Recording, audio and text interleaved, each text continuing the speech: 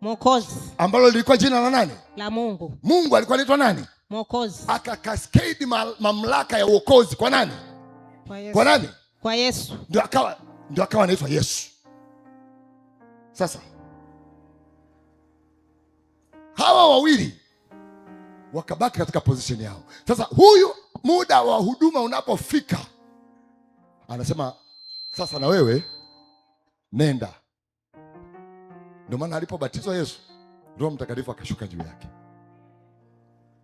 Sasa kuanzia sasa hivi nitakuwa na wewe, kwa sababu Baba ametaka niwepo na wewe kukusaidia.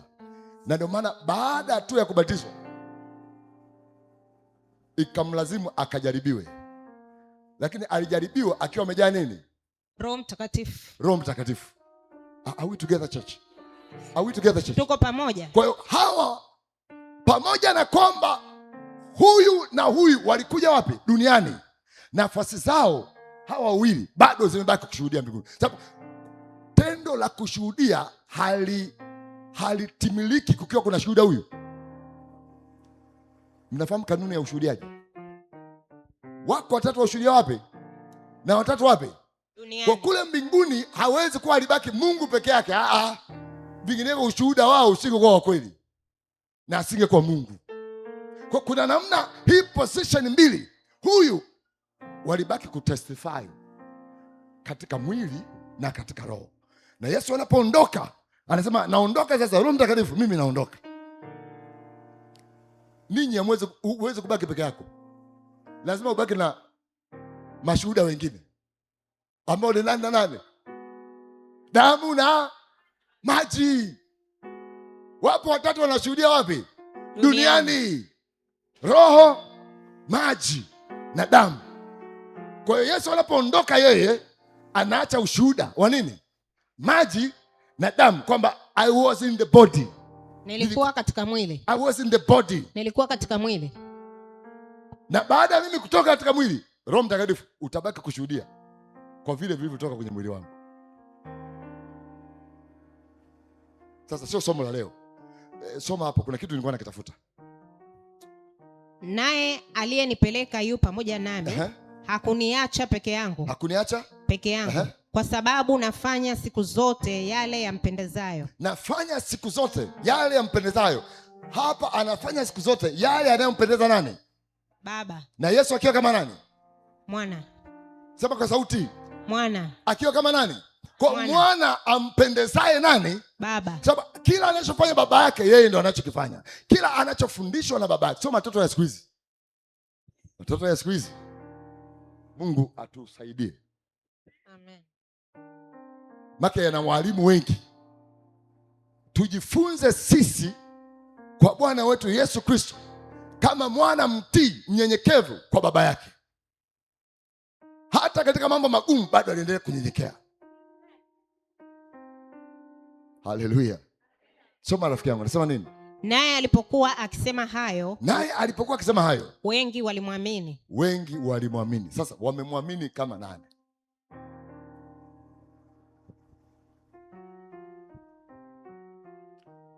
Wamemwamini kama nani? Kitambaa changu vizuri, maana wataniambia huyu naye ajui kutumia kitambaa.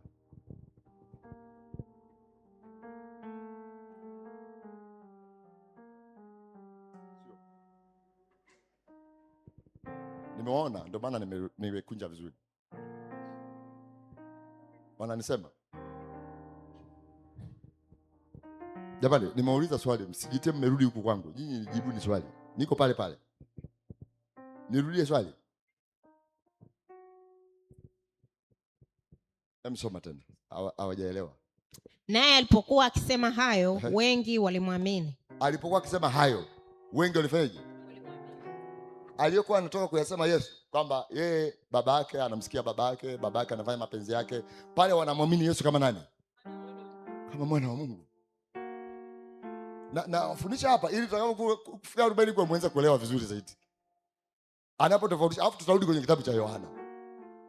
Soma, anasema nini? Basi Yesu akawaambia wale Wayahudi. Yesu akawaambia wale Wayahudi waliomwamini. Ninyi kwa hiyo wanapokuwepo waliomwamini, wapo ambao hawajafeje. hawajamwamini. Wapo. Ninyi nini? Ninyi mkikaa katika neno langu. Ninyi mkikaa katika neno langu. Sio la baba. Boss. Sio neno la nani? Mkikaa katika neno langu. Yeye kama nani? Manake mkikaa ndani ya nini? Ya neno langu. Mkikaa wapi? Ndani. Anasema soma. Mmekuwa wanafunzi wangu kweli kweli. Mmekuwa wanafunzi. Ili uwe mwanafunzi wa Yesu lazima neno lake. Yaani kama hapa sasa hivi sisi wote hapa tu wanafunzi wa Yesu. Sema mimi ni mwanafunzi wa Yesu. Ni mwanafunzi wa Yesu. Kwa jinsi hii. Kwa jinsi hii. Hiyo jinsi ni ipi? Ya wewe kukaa na mimi kufundisha neno la Kristo. Wewe unakuwa mwanafunzi wa nani? Yes. Mimi ninayefundisha ni mwanafunzi wa Yesu, la kuongezea na wewe maarifa ya kuwa nani? Mwanafunzi wa Yesu. Shetani naye ana wanafunzi wake kama ambavyo ana watoto wake. Sasa soma. Anasema nini? Endelea. Tena mtaifahamu kweli. Tena mtaifahamu nini? Kweli. Nayo hiyo kweli itawaweka huru. Kwa kweli inaruhusiwa kufahamika kwa wale ambao wamemwamini nini? Yesu. Kristo. Kwa sababu yeye anasema sasa naye Roho ndiye kweli. Kule tutasoma. Kule tutafanyaje? Alafu anasema nini? Wakamjibu. Sisi tu uzao wake Ibrahim. Sasa hawa wanaojibu hawa, usichanganye vitu hapo. Nimesema kama wapo waliomwamini, wapo ambao hawajafanyaje? Hawajamwamini. Sasa waliomwamini akawaambia maneno haya aliyotoka kuambia. Mtaijua kweli na itaweka nini? Huru. Na huo muda tayari wako huru. Sasa tuangalie wale ambao hawako huru. Soma, anasema nini? Sisi tu uzao wake Ibrahim. Sisi tu uzao. Unajua kwa nini anasema sisi tu uzao? Unajua mnaweza msielewe sana. Ngoja niwasaidie. Kule akatoka kusema baba. Akamtaja baba na maelekezo ya nani? Ambayo anapewa na nani? Na baba. Kwa wakati anasema baba, hawi baba pasipokuwa na nini? Uzao. Sio kama umeelewa? Yaani tulijifunza Jumapili. Anayezaa ni nani? Baba mwanaume. Sababu ndio ana mbegu. Pasipo mbegu ya mwanaume hakuna nini? Uzao. Na maana kule nikawafundisha last time. Nikamwambia ambao wamezaliwa si kwa mapenzi ya nani? Ya mwili. Wala ya mtu, bali ya nani? Roho.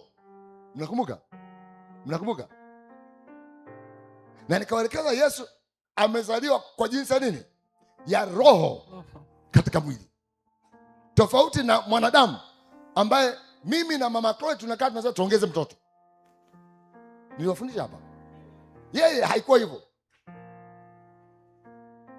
Sasa wanasema anapotaja baba kwenye akili yao sasa wanarudi kusema huyu baba yupi anayezungumza naye? Anayesema huyo baba anamtaja yeye yupi? Hawa ni wale wasioamini. Anamwambia sasa, soma mama. Anasema nini? Wala hatujawa watumwa wa mtu yote. Anza pale mwanzo. Wakajibu. Hawa wanaojibu ni kundi gani jamani? Ambao hawakumwamini. Soma. Sisi tu uzao wake Ibrahim. Sasa kwa nini anasema sisi tu uzao wake Ibrahim? Unajua kwa nini wamerudi kwa Ibrahim? Kwa sababu Yesu alirifaa baba.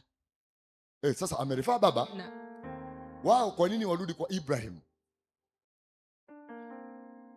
Na nikawafundisha hapa Jumapili. Nikamwambia Ibrahim alizaa watoto wangapi? 2. Rasmi. Wangapi? Nafikana alizaa na wengine. I don't care. Wa kwanza alikuwa ni nani? Wa pili akawa nani? Isaka, sio? Kwa Ibrahim ndiye aliyekuwa mtu anaitwa nani? Mwebrania. Nikamwambia kwamba Ishmaeli na yeye ni nani?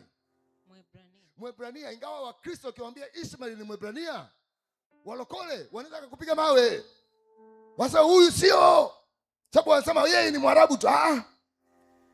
Ishmaeli hajaanza kuwa Mwarabu. Ishmaeli ni Mwebrania. Sasa hii ya kwangu mimi, Mwebrania Mwarabu. Unaona kuna kitu kilifanyika hapa.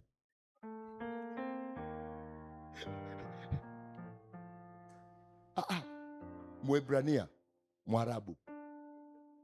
Unaelewa nini sasa? Mimi sijasema mama Mwebrania, nimesema neno Mwebrania alafu neno Mwarabu.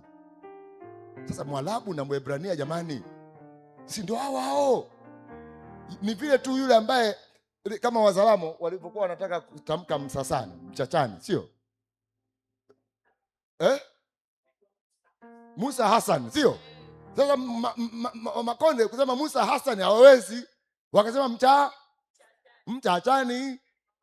Baadaye walipokuja watu wa bara wasema sio Mchachani, Musa Msasani, wakaiboresha zaidi. Sasa ukisema Mwebrania Mwarabu, hawi Mwarabu kabla hawe nani? Mwebrania. Kwa hiyo Ishmael ni nani? Sio Mwarabu, ila wakaja watu huku mbele kutaka kumtofautisha zaidi, ndio wakaja na Waarabu, wakaanza kuongea hiyo. Jamani, nani?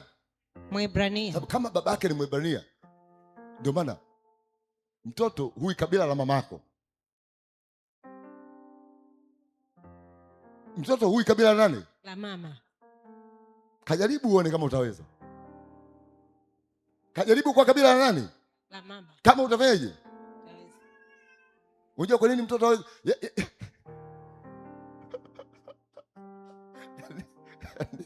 Yaani mtoto hawezi kuwa na jina la mama upande wa mama yake. Na kama ambavyo hawezi kuwa na jina, hawezi kuwa na kabila la upande wa mama yake. Haipo hiyo. Kwa sababu ya haki ya nini? Haki ya nini? Ya uzao. Ya uzao. Mbegu. Mwanaume. Wanaume.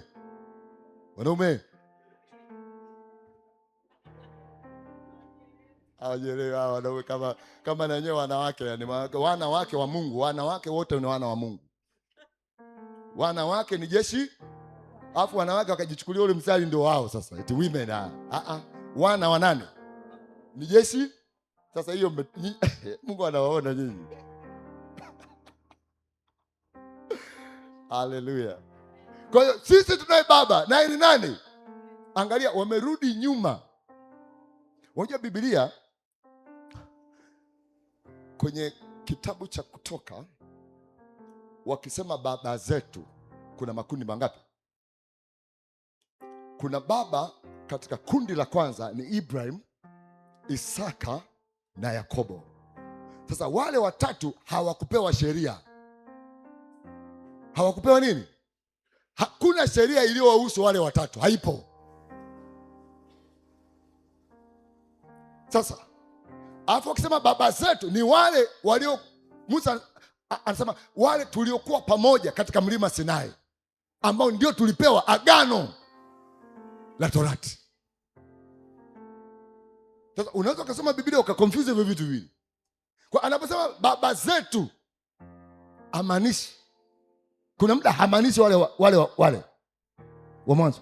Sasa hapa amemtaja Ibrahim, ana sababu ya kumtaja Ibrahim, kwa sababu Ibrahim hakutembea katika sheria. Sababu sheria ilikuwa bado haijatoka. Sheria imetoka katika kitabu cha Kutoka. Unakwenda Kutoka, unakwenda Walawi sisemi sana. Hesabu ndio walikuwa mlima Sinai, ndio walipewa agano ambalo anasema Musa, ambalo agano tulipewa sisi tulipo mlimani, si baba zetu. Yaani ngoja niache. Tuendelee kwanza. Maana kuna vitu vinakuja hapa. Vitanipotezea muda. Wakamjibu. Umeelewa kwa nini anasema sisi ni uzao wa Ibrahim? Yesu mwenyewe anamwambia Ibrahim, baba yenu huyo aliniona mimi, akaifurahia siku, akaishangilia. Na kama nyinyi, kama naenda mbele, soma, endelea. Wala hatujawa watumwa wa mtu wakati wowote. Hatujawa. Ngoja niwaambie, unajua kwa nini wametumia neno utumwa? Nani anaweza kujibu? Sababu kuna neno Yesu alilitamka. Yaani hao jamaa kila neno litamka Yesu wana counter attack. Kwa aliposema mwana, sasa sisi ni watoto wa Ibrahim. Kuna neno alitamka. Nani anaweza kaniambia neno gani? Neno mtawekwa huru. Mtawekwa huru. Leo uko vizuri. Naona ukudisturbiwa na jamaa yetu nyumbani kule. Umeamkia upande wa kushoto. Wa kulia leo. Rudia tena English. Rudia. Anasema nini? Neno lililowafanya waseme sisi si watumwa wa mtu yoyote ni pale alipotamka neno gani? Na kwa hiyo kweli itawaweka huru. Hiyo kweli itawaweka huru. Sasa majawani, sasa wewe unatamkaje sisi huru? Sisi hatujai kuwa watumwa wa mtu, tunakuwaje huru? Sisi ni wa baba yetu. Tunaye baba, naye ni nani? Ibrahim. Sasa kumbuka, Ibrahimu hakuoperate chini ya sheria iliyowafanya wawe watumwa. Hello. Nimesema nini? Ndio maana unajua unaposoma Biblia lazima kila neno linalotamkwa sitaki kukupa hiyo tabu. Hiyo tabu tunayo sisi walimu. Ndio tuna tabu ya namna hiyo. Yaani kila neno unalitolea macho. Kila neno utalitafuta. Kila neno utataka kulielewa. Kwa mimi hapo ninaposoma hapa, kwa nini waanze tu kumtaja Ibrahim? Kumbuka nimetoka kuambia Ibrahim hakuwahi kuwa chini ya Torati. Kwa alikuwa huru mbali na Torati. Sasa Yesu anaposema mtajua kweli nayo kweli itawaweka huru. Kweli haipatikani kwa Torati. Haipatikani kwa sheria. Ila anasema sheria, Torati ilikuwa tu ni kivuli cha kutuleta kwa nani? Kutufunulia dhambi, kutuonyesha dhambi koje. Lakini yenyewe haina wokovu.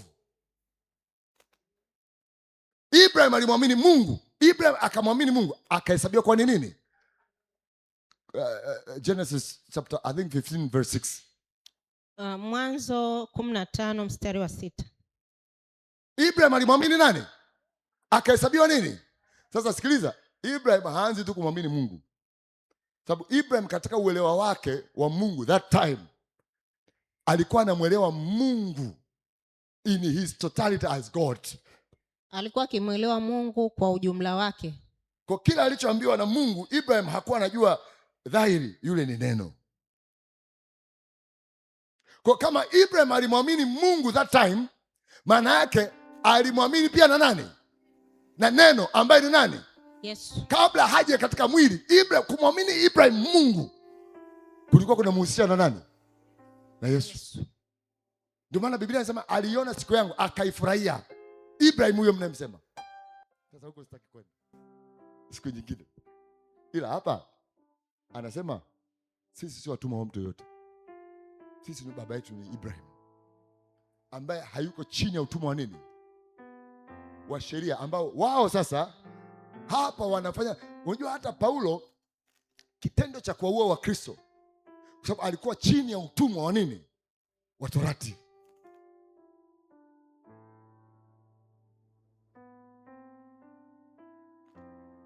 Anasema sasa basi hatuko tena chini ya nini?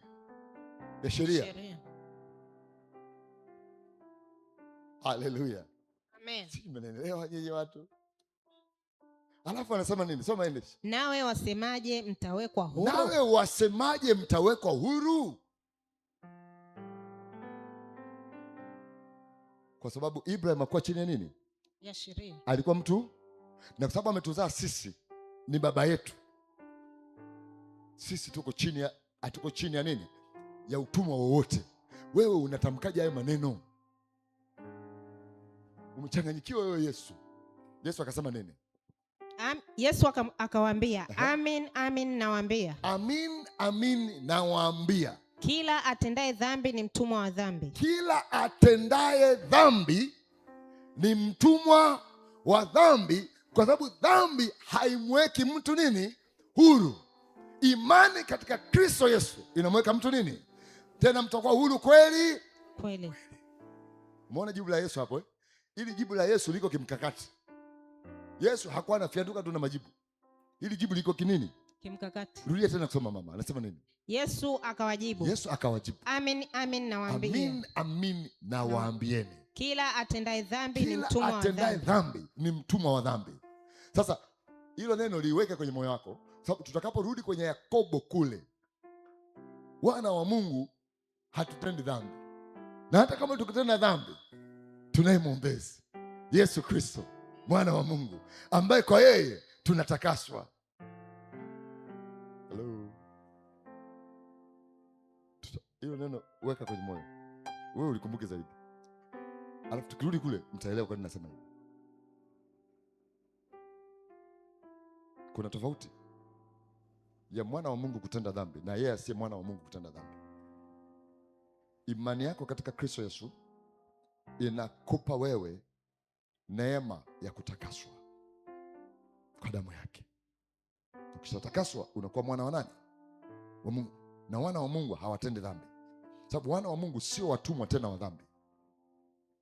Sasa hii iko deep, ina mambo mengi hapa. Tayari unawaza mimi mbona tunatenda dhambi kila siku? Ni kweli unatenda dhambi, na ndio maana kila siku unatubu na unarehemiwa, sababu vinginevyo ile nguvu ya rehema isingekuwepo. Nimesema nguvu ya nini? Ya rehema. Isingefanyaje? Isingekuwepo. Soma, anasema nini? Endesha. Wala mtumwa hakai nyumbani siku zote. Wala mtumwa hakai nyumbani siku zote. Ehe. Mwana hukaa siku zote. Mwana hukaa siku zote. Basi sasa ngoja, mtumwa ni nani? Mwana ni nani?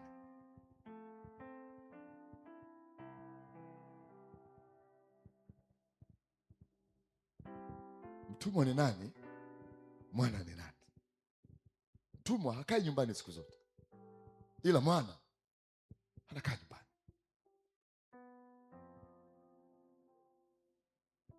Yani, in a simple language, kwa lugha nyepesi, yani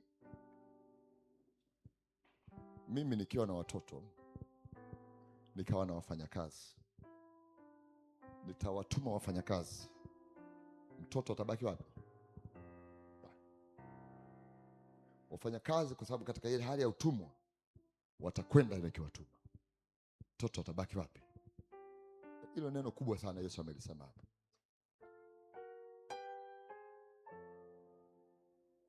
Wakati wana wanaandaliwa makao, mtumwa anahangaika katika dhambi. Sasa hapa soma, anasema nini? Endesha. Basi mwana akiwaweka huru. Anarudia tena, mwana akiwaweka nani? Huru. Ehe. Mtakuwa huru kweli kweli. Anawaambia mara ya pili, kwa sababu walireact kwenye neno mtakuwa huru kweli kweli. Wanasema sisi sio watumwa, hatujai kuwa watumwa, sisi ni wana wa Ibrahim, na wana wa Ibrahim sio watumwa. Alafu anasema nini? Najua ya kuwa ninyi ni uzao wa Ibrahimu. Najua ya kuwa ninyi ni uzao wa Ibrahimu. Angalia, unajua kuna muda unapotaka kudili na baadhi ya vitu ama watu, usianze kupinga kila kitu. Kuna muda lazima uungane nao kidogo. It feels good. Yani hata jaji anapotaka kukuhukumu wewe, kuna muda atasema I feel you, I truly feel you. Yani ninaielewa hali yako. Katika mazingira haya ilikuwa ngumu sana wewe kuto kufanya hiki ulichokifanya. Akisema hilo neno unaweza kusema hapa hukumu hii haitakuwa ngumu juu yangu, lakini kumbe anauandaa moyo wako ili akulipue vizuri. Sasa Yesu hapa anasema wao walidai wao ni wana wa nani? Wa Ibrahim. Wa Ibrahim. Wa nani? Ibrahim. Yesu anasema najua ninyi ni uzao wa Ibrahim. Soma mama. Anasema najua ya kuwa ninyi ni uzao wa Ibrahim. Najua ya kuwa ninyi ni uzao wa Ibrahim. Mimi najua ninyi ni uzao wa nani? Ibrahim. Alafu anasema nini? Lakini mnatafuta kuniua kwa sababu neno langu halimo ndani yenu. Najua ninyi ni uzao wa Ibrahim, lakini ukishasikia tu neno lakini, kuna shida. Mnatafuta kufanyaje?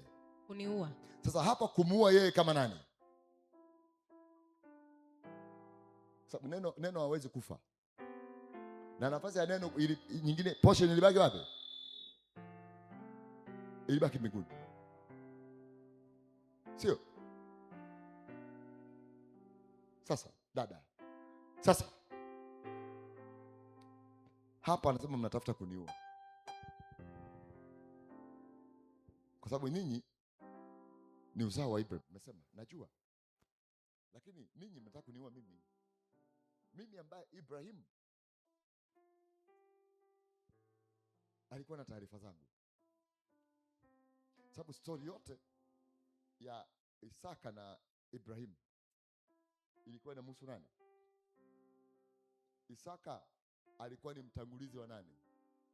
Jamani, Yesu ana watangulizi wake. Kuna kina Yohana Mbatizaji, kuna kina Musa. Sasa hapa tunapozungumza katika hili neno, Yesu ana watangulizi wake. Sio, mnanielewa watu wa Mungu? Isaka na yeye ni mmoja wa sema Isaka ni mmoja wa watangulizi wa Kristo. Na Isaka amemtangulia Kristo kama nani?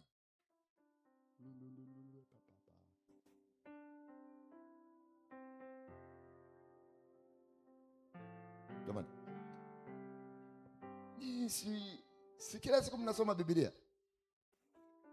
Swali gumu. Okay.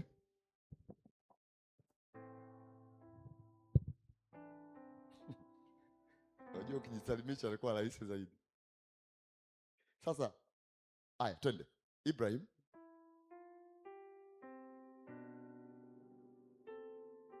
Isaka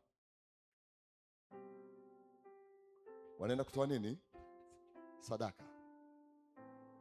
Lakini hapa anayetakiwa kutolewa sadaka ni nani? Na Mungu anamjaribu nani? Sikilizeni. Swala la Mungu kumjaribu Ibrahim lilikuwa ni utangulizi wa, kwa maana jinsi hii Mungu aliupenda ulimwengu hata akamtoa mwana wake pekee ili kila amwaminie asipotee. Lile neno utangulizi wake ni pale.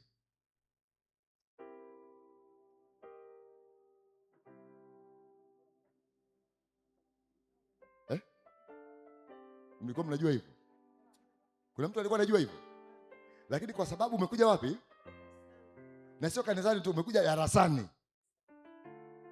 Unajua mimi ningekaa hapa nikuhubiria wewe nikwambie haleluya, na unainuliwa afu inuki. Jasho linanitoka. Ningekuwa sijakufaidia kitu. Nimekutia moyo. Sijakupa hata maarifa ya kwamba ukiinuliwa unatakiwa ukaje. Ndio maana inabidi nikufundishe. Kwa neno, kwa maana jinsi hii Mungu aliupenda ulimwengu.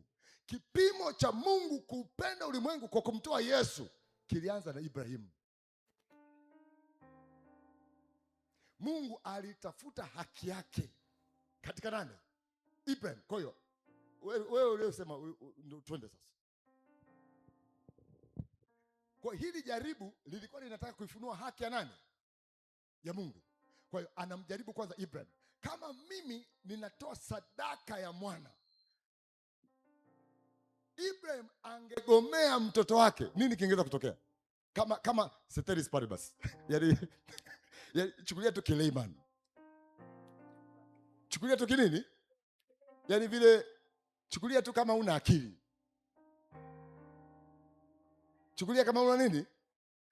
Ukisikia hili neno kwamba Ibrahimu alijaribiwa na Mungu amtoe mwana wake wa pekee aliyempenda wa agano.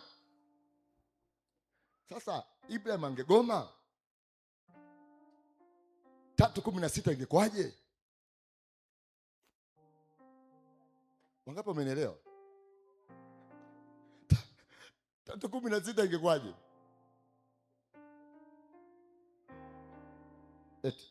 3:16 ingekwaje? Kungekuwa kuna jeuri ya 3:16 ingekwaje? Huyu anasema ndio. Twende kazi. Mimi nafikiri ingekuwepo kwa sababu Yesu anasema alichinjwa kabla misingi ya ulimwengu. Unajua, okay. Endelea tu kusimama. Hivyo hivyo twende. Alichinjwa kabla nini? Misingi ya ulimwengu. Alifanyaje? Alichinjwa. Sasa kuna sababu gani Yesu kuchinjwa kabla ya misingi ya ulimwengu? Sababu dhana nzima ya Yesu kuchinjwa kunaleta kumwagika nini? Maana ya kumwagika damu ni nini? Kuleta nini? Na ondoleo la nini? Sasa ikiwa kwamba Yesu alichinjwa kabla ya kuumbwa misingi ya ulimwengu, basi Mungu alipiga dili fulani. Sababu kama umemchinja Yesu kabla ya misingi ya ulimwengu kuwepo, wanadamu wenyewe, kabla ya anguko la dhambi. Kwa hiyo kuna neno pale. Unajua Biblia iko hivi. Biblia kuna maneno fulani inayatamka kirejareja. Kinini? Kirejareja. Naomba kae. Kirejareja. Yaani uko sahihi, tukisoma hivyo uko bado sahihi. Sawa? Lakini hakuna, ndio maana anasema uzao, lile neno uzao wa mwanamke utakuponda wewe kichwa na utaponda nini? Kisigino. Pale haiwezi, ili neno unalosema wewe haliwezi kupanda juu ya lile. Sababu ilikuwa ili achinjwe, na ndio maana baada ya Adam na Hawa kutenda dhambi, wakajigundua wako uchi. Wakajifunika wao nini? Na you can tell walijifunikia wapi na wapi. Waliziba sehemu mbili tu inawezekana. Ngapi? Mbili tu za muhimu. Na nyinyi mpo hapa, mnazijua, msitake nistaje. Sasa Mungu bado akaona hawako sawa, akawavalisha ngozi ya nini? Yule ndio kuchinjwa. Kwa kuna mnyama alimwaga nini, alafu wale wakafunikwa dhambi yao, utupu wao wakafunikwa, lakini haukuondolewa. Kwa hiyo kuna damu ilimwagwa kama ishara ya ondoleo la dhambi. Kwa hiyo sasa hivi nawafunika dhambi zenu, nafunika tupu zenu, alafu kuna muda nitawavika, na nasema mvaeni Kristo. Wangapi wanakumbuka hilo neno? Mvaeni nani? Mvaeni nani? Kwa pale walifunikwa, sababu wao walijifunika kwa mapenzi yao, majani. Mungu akaangalia haya majani yana tabia kufanyaje? Ukauka, yaani ukikauka yakikauka yale majani, ngome imerudi pale pale. Mnatafuta mengine. Sasa ngozi ya mnyama. Sasa yule mnyama aliyechinjwa kibibilia alikuwa ni mtangulizi wa Yesu katika eneo. Yule alifunika, Yesu anaondoa. Sasa sina muda, ningewafundisha kwenye kitabu iko kwenye Waebrania. Si mnanielewa watu wa Mungu? Mnanielewa watu wa Mungu? Mbona kama mmeloana hivi? Rahisi sana. Sasa turudi huko. Nilikuwa tunamuongezea maarifa rafiki yangu hapa. Kama alichinjwa kabla ya kuumbwa nini? Misingi, hakuwepo nani? Hakuwepo nani? Hakuwepo mwanadamu. Hakuwepo nani? Hakuwepo mwanadamu. Hakuwepo na nini? Hata shetani mwenyewe that time alikuwa hajatenda nini? You get it? Labda niende deep kidogo. Shetani mwenyewe huo muda alikuwa hajafanyaje? He was pure. Anamtumikia nani? Mungu. Kabla ya kuumba misingi ulimwengu. Anasema katika ile Mithali 8. Anasema nalikuwepo wakati Mungu anafanya kazi zake, mimi nalikuwepo. Nalikuwa fundi study.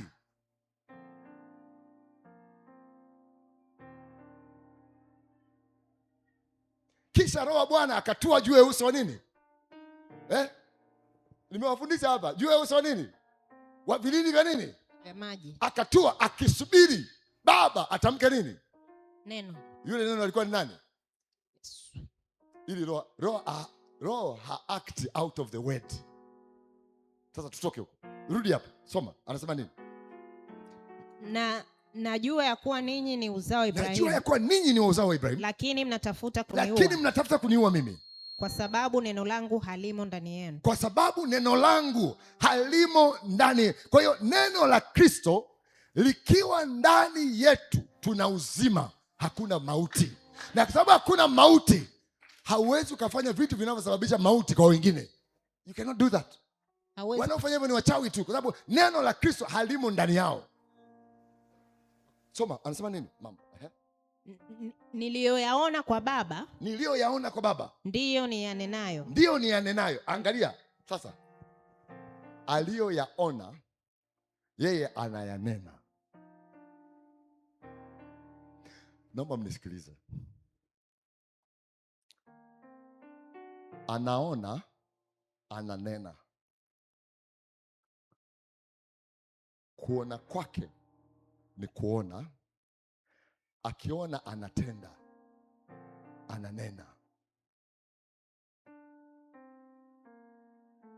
Kuona si kusikia, ingawa kuona kuna namna ya kusikia. Kwa hiyo kuna muda ukiona umefanyaje? Sijui angapo mmenielewa.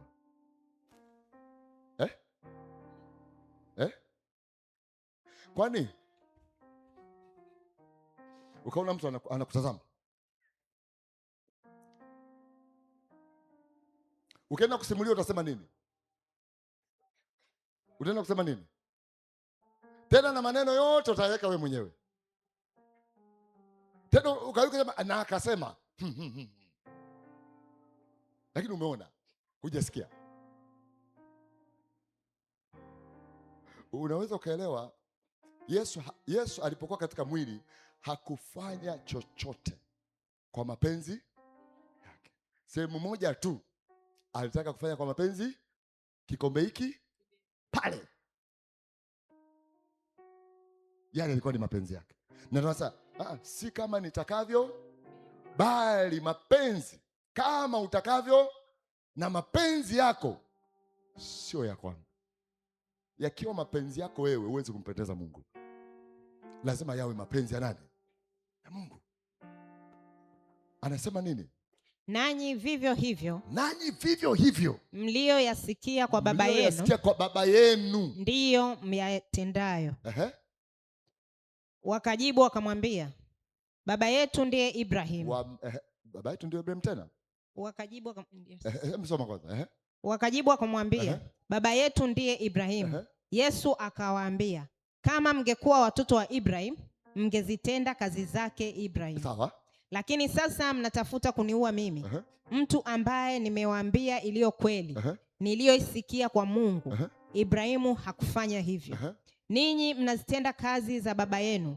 Ndipo walipomwambia, sisi wakahama baba. Hapo wanaenda kuhama baba. Sisi hatukuzaliwa kwa zinaa. Sisi tunaye baba mmoja, yaani Mungu. Yesu akawaambia, kama Mungu angekuwa baba yenu, mngenipenda mimi. Ngoja. Wamehama nini? Baba. Unajua wakishindwaga wanahama.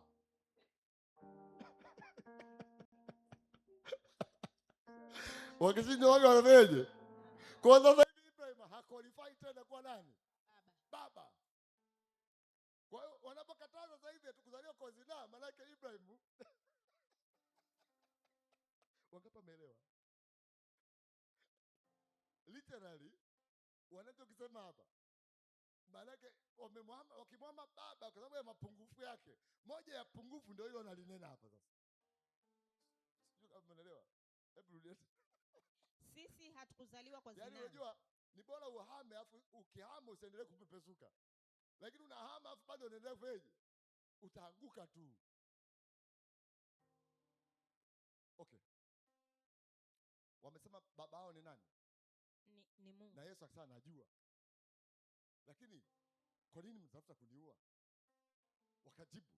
Yesu anapowajibu, jibu alilokuwa analitafuta Yesu ni hili la mwisho.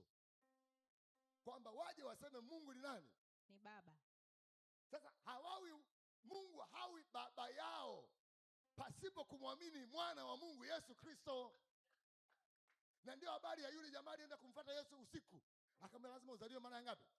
Ya pili. Sasa nitazaliweje mara ya pili? Maana niingie kwenye tumbo la mamangu tena? Usipozaliwa kwa maji na kwa roho, huwezi kuingia katika ufalme wa mbinguni. Yule jamaa alikuwa ni mwalimu wa Torati. Ambia wewe ni mwalimu katika hizo. Haya uyaelewi.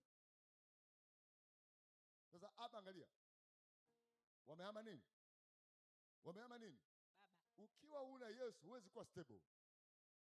Huwezi kuwa stable kwenye maisha yako. You'll never become stable. Sasa angalia wale waliomwamini Yesu wana raha. Nasema mmesema baba yenu Ibrahim. Nyinyi mngekuwa watoto wa Ibrahim, msingetaka kuniua mimi. Sababu Ibrahim mwenyewe anajua. Kwanza nimesahau. Nirudi pale. Ishi. Hivi hapa nilimaliza hapa. Hapa nilimaliza hapa. Sikumaliza. Wallahi sikumaliza. Yaani natakiwa nimalizie kila kitu. Kwa hiyo ngoja nimalizie hapa kwanza. Kwa hiyo Isaka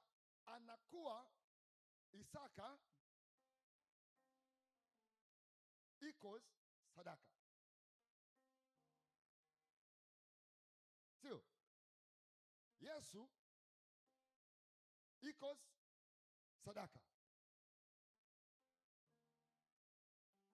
Tofauti ya sadaka hii na hii hapa inaleta wokovu na msamaha wa dhambi.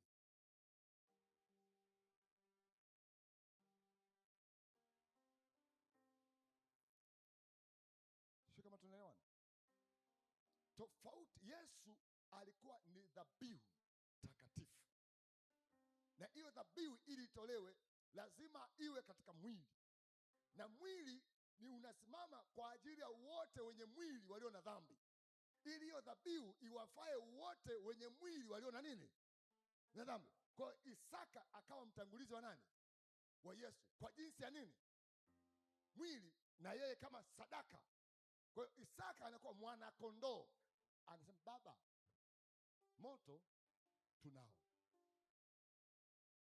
kuni zipo, yuko wapi mwana kondoo?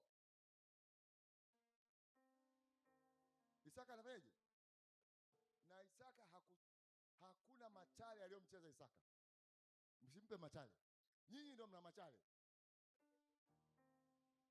Isaka anamuuliza babake, anamjibu, anambia Jehova Jire.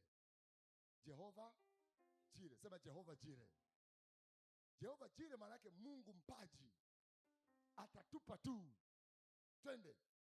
Yaani Isaka mpaka anaweka kwenye kichanja pale juu, haelewi. Kwa lugha ya leo kilokole tunasema alipigwa upofu.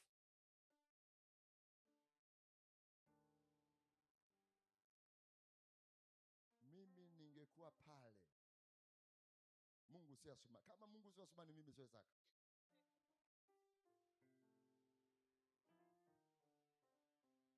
Na ili kuhakikisha hata sadaka yenyewe haitolewi, kwanza anaanza kuondoka na moto. Maana kuni nzito. Naanza na nini? Naanza na Ibrahim akatii. Chukua kisu, anataka kumkata mtoto. Kumbuka Yesu anasema kama kondoo anapopelekwa kwenye kuchunwa ngozi, anapokuwa ametulia, ndivyo Kristo naye alitulia. Hakuanza kufanya Kristo, alianza kufanya Isaka kama mtangulizi wa nani? Eneo la kutolewa nini? Sadaka.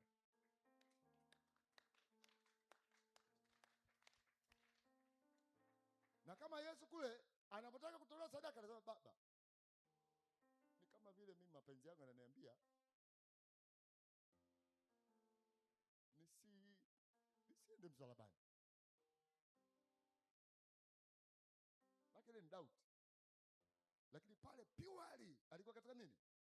Pale hadhi yake, nafasi yake ya uungu ilikuwa haipo.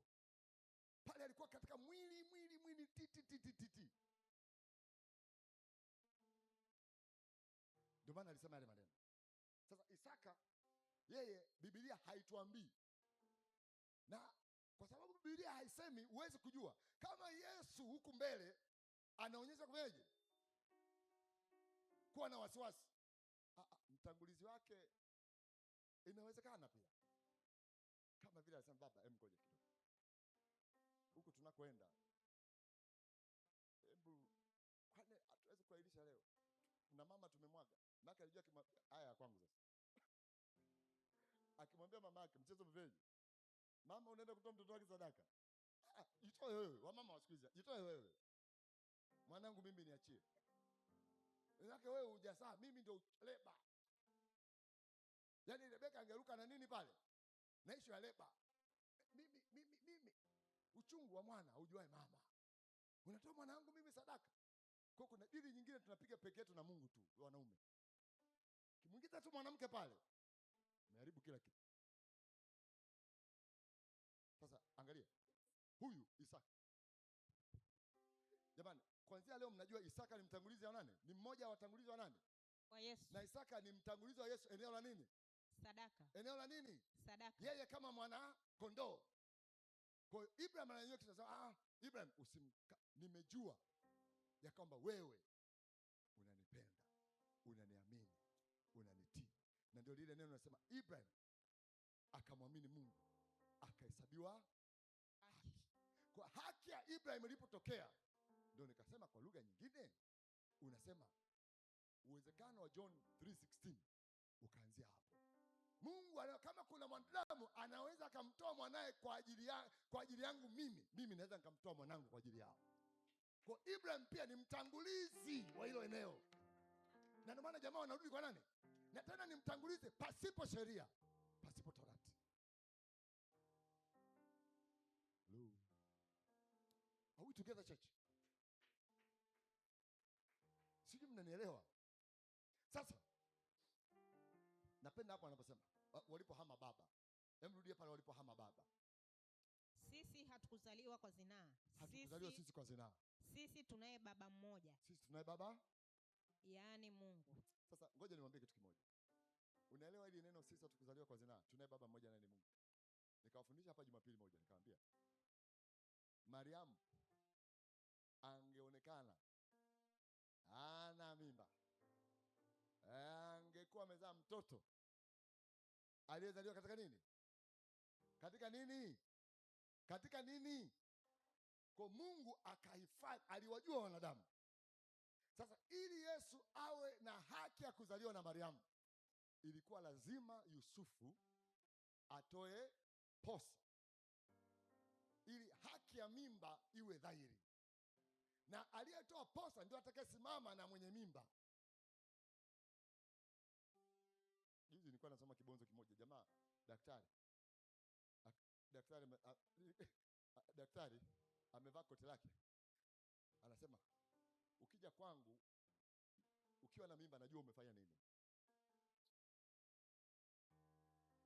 Daktari hata najua umefanya. Sasa Ibrahim kwa neno hili anaonekana baba wa kwanza yule alikuwa na shida. Kwa Mungu anatumia hekima yake ili mimba iwepo, lazima awe mwenye aonekane kwa jinsi ya mwilini. Mariamu angeonekana mjamzito. Kwanza kwa taratibu za Kiyahudi tayari anaonekana mjamzito, lakini hakuna nani? Hakuna nani? Maana yake automatically amefanyaje? Na chochote kitakachozaliwa hapo ni katika nini? Niliwafundisha hapa ndani, sipendi kurudia sana. Kwa Mungu akatafuta haki. Kwa ikawa Yusufu anatoa posa. Posa ni mahali. Kuna vitu sitaki kufundisha hapa kwa sababu mko wengi. Wachache nitawafundisha. Ni inbox. Kwa mahali ilipotolewa akawa mke. Kwa ghafla Yusufu pamoja na kwamba alitoa mahali, Mungu akamweka pembeni. Akaruhusu lile neno la malaika Gabriel, Roho Mtakatifu atakuja juu yako.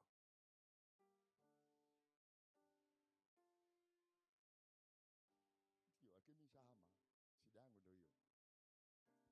Make kuja juu yako, sio Yusufu. Hello. Umeelewa eh? Turudi kwenye somo au tubaki hapo kidogo? Roho Bwana atakuja juu yako.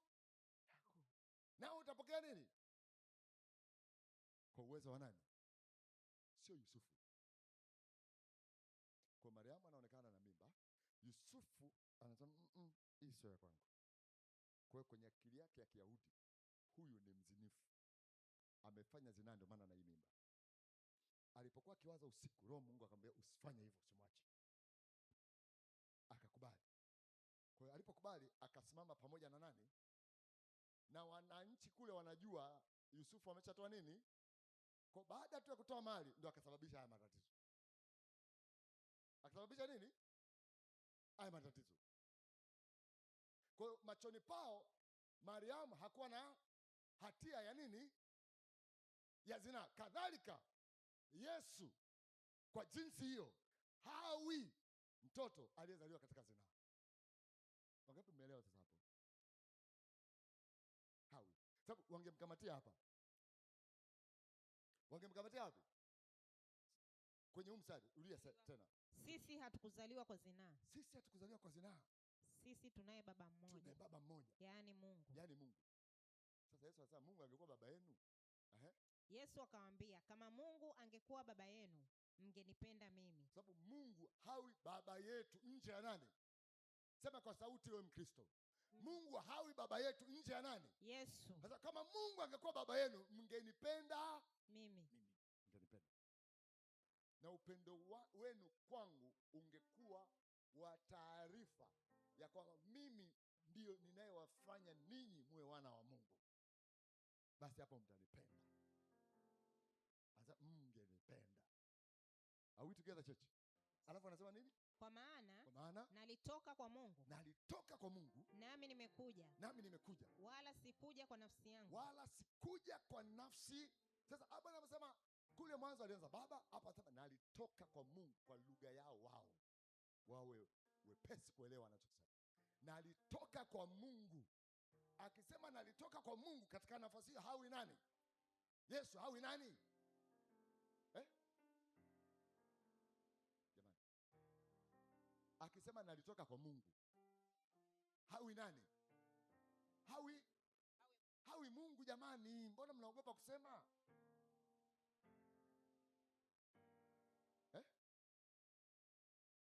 Mpe huyu nasikia anasema kitu. Ulikuwa unasemaje? Nimesema ametoka kwa Mungu, hawezi kuwa Mungu maana ni mwana wa Mungu. Kwa jinsi hii. Na hapa Yesu haruhusi kuwa Mungu kwa sababu lazima awe mwana kwa ajili ya hao wanaozungumza nao. Wangapi wameelewa? Very good. Kwa sababu kanuni ya kuwa mwana wa Mungu ni kumwamini mwana wa Mungu Yesu Kristo. Kwa anawaambia ingekuwa Mungu ni baba yenu, mimi mngenipenda. Kwa mimi natoka kwa nani? Soma mtumishi. Nami nimekuja. Wala sikuja kwa nafsi yangu. Bali yeye ndiye aliyenituma. Kama nani? Neno katika nini? Sema neno katika nini? Mwili. Alafu anasema mbona hamyafahamu hayo nisemayo? Mbona hamyafahamu haya nisemayo? Ni kwa sababu ninyi hamwezi kulisikia neno langu. Hamwezi kulisikia neno langu, Ninyi ni wana wa baba yenu Ibilisi. Ninyi ni wana wa baba. Sababu wana wa Ibilisi hawawezi kumwamini nani? Sababu akimwamini Yesu amekuwa nani? Mwana wa Mungu. Yaani as long as niliwaambia hapa siku moja. As long as tunapozungumzia wokovu, formula ya wokovu wa mwanadamu haiinkludi malaika. Nimesema nini? Haihusishi malaika. Yaani formula ambayo Mungu ameitumia kumwokoa mwanadamu, kumsamehe mwanadamu, kumrehemu mwanadamu, haihusu malaika. Jamani, mmenielewa? Kwa sababu formula hiyo inaanza na kumwagika damu ya mnyama ambaye ngozi yake ilitumika kufunika tupu ya Ibrahim. ya Adam na mke wake. Ya pili, formula hiyo inasema uzao wa mwanamke utakuponda wewe kichwa. Formula hiyo inahusu mwanamke kuzaa mtoto. Ndio maana nasema haihusu malaika. Yaani kama Mungu leo akitaka kuokoa malaika, atalazimika kutafuta formula nyingine, sababu wale hawako katika mwili wa nyama na damu na hawajazaliwa na mwanamke. Kwa wokovu, formula ya wokovu ambayo Mungu aliufunua kwa watu wote wa asili ya Adam na Hawa, kwa maana ya walio katika mwili, inawahusu wenye mwili, haihusu malaika ambao hawako katika mwili wa nyama na damu. Kwa Mungu leo akitaka kuleta wokovu, ikimpendeza akataka kuleta wokovu kwa malaika walioasi, usifikiri hawezi. Yeye ni mwingi wa rehema, anaweza vile vile akawarehemu. Lakini akiamua kuwarehemu, hatuwezi kumlaumu.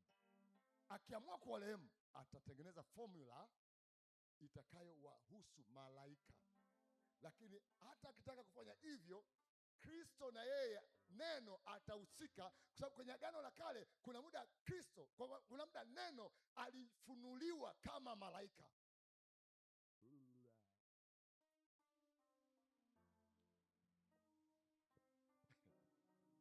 Unajua neno alijidhihirisha pia katika vitu vingine zaidi ya mwili kabla ya kuvaa mwili. Halo. Sasa huko sitaki kwenda sana, lakini mkikuwa nitawafundisha siku moja. Yaani tubaki hapa anataka tubaki hapa leo. Mmeshachanganyikiwa. Ninachotaka kusema, huyu ndio kama yuko Mbagala hivi. Rudi. Unachukuaga vitu vyako vya biashara wapi? Mnazi Mmoja. Yaani naona kama huko Mnazi Mmoja hivi tayari. Iko hivi. Ukisoma Biblia niliwafundisha hapa siku moja habari ya Zekaria. Sio. Anasema kisha nikamwona Joshua na shetani amesimama upande wake wa kuume. Bwana akamwambia Bwana wangu, Bwana nakukemea. Nikawafundisha hapa siku moja, nikamwambia kwa habari ya dhambi ya mwanadamu, Yesu alipokuwa katika neno alikuwa hana uwezo wa kufanyaje? Wa kusamehe dhambi wala kumkemea nani? Shetani. Alikuwa hana. Sababu shetani ama Mungu anadili na shetani katika nafasi ya pili kwa habari ya mahusiano ya Mungu na mwanadamu ambayo shetani anayavunja, kwa Mungu anasimama pale. Okay. Ngoja nitafute namna kurefresh. Yaani iko hivi. Si hata nasema, yaani kuna muda nashindwa kusema. Naelewa ninachotaka kusema, lakini nashindwa kukitoa. Yaani turudi kwanza. Yesu kama neno, ukisoma Biblia vizuri, kuna namna alijifunua katika nafasi tofauti tofauti kwenye Biblia, akiwa kama nani? Neno. Ni kama ambavyo nimemwambia, Yesu anaweza akaapia hapa akiwa ana alama za misumari, lakini ana uwezo wa kuapia hapa akiwa hana alama, ingawaje yuko katika mwili mpya usio wa nyama na damu. Zile alama zinabaki kama ushuhuda wa kifo chake. Mnakumbuka? Kwa Yesu pia kama neno, ukisoma vizuri kwenye Agano la Kale utagundua kuna namna alijifunua. Na ndio maana watu wanatheolojia wanasema wanachanganyana kwenye habari ya Melkizedek aliyekutana na Ibrahim. Zile features za Melkizedek ni features za nani? Za Yesu Kristo. Features ni nini? Muonekano. Muonekano, tabia, sio? Zile alivyoorodheshwa Melkizedeki pale. Na ndio maana pale anasema hana baba, hana mwana. Kwa sababu gani? That time Yesu hakuwa katika nini? Ila alitokea kwenye fomu. Kumbuka, alionekana kama mwanadamu ambaye hana nani? Wala. Sasa akiwa hana baba wala mama, that time Yesu alikuwa hana nani? Yesu akiwa katika neno alikuwa hana nani? Sio mwili. Waone kwanza, uanze kuwa mwili, anaanza kuwa hana baba wala mwana. Si nimetoka kuwafundisha hapa formula ya kuwa mwana, na yeye ilikuwa lazima azaliwe na mwanamke. Galatia 4 nimewapa. Na sasa hivi tumeshalipa ada. Mna mawazo mnayapeleka wapi? Nimeongea vitu vingi.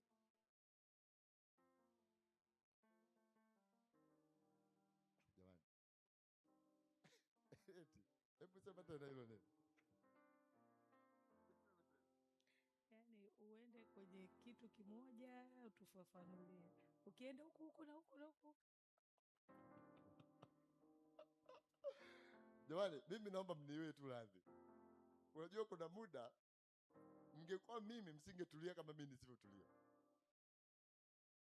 Kwa sababu unajua vitu vinavyopitaga kwenye akili yangu ni kama volume ni ya vitu. Yaani kuna kama si kama kitu gani. Sasa kuna mtu alafu na shida yangu ni kuviacha vingine. Ndio napata shida kuacha. Kumbe ndio nawachanganya. Basi ngoja niachane na hilo somo lote. Turudi kwenye Yakobo. Yaani hii yote ilikuwa inaelekea kwenye Yakobo. Sasa nakuta nyinyi ndio mnasababisha mimi niingie kwenye masomo ambayo sitaki kuyafundisha. Nitafundisha siku nyingine. Sawa? Anaposema Bwana akamwambia bwana wangu shetani, Bwana anakukemea. Mabwana wako mangapi bwana? 2. Yupi ni yupi? Bwana na akukemee. Na yule bwana wa mwisho anasimama katika nafasi ya nani? Ya Mungu. Sasa huyu kama bwana wa mwisho anasimama katika nafasi ya Mungu, huyu anayemsema Bwana akamwambia bwana wangu, Bwana anakukemea. What does that mean? Sasa tuachane huko. Lakini chakula kinaweza kuwa kigumu sana kwa watu. Wale wanaotaka waje inbox. Tutafundishana. Sasa twende Yakobo. Waraka wa kwanza wa Yohana 3. Alafu tutarudi ile ya 5 sasa. Nataka kuna mistari nataka kuicapture pale. Twende. Soma ile 1. Anasema nini? Waraka wa kwanza wa Yohana sura ya 3. Anza 1.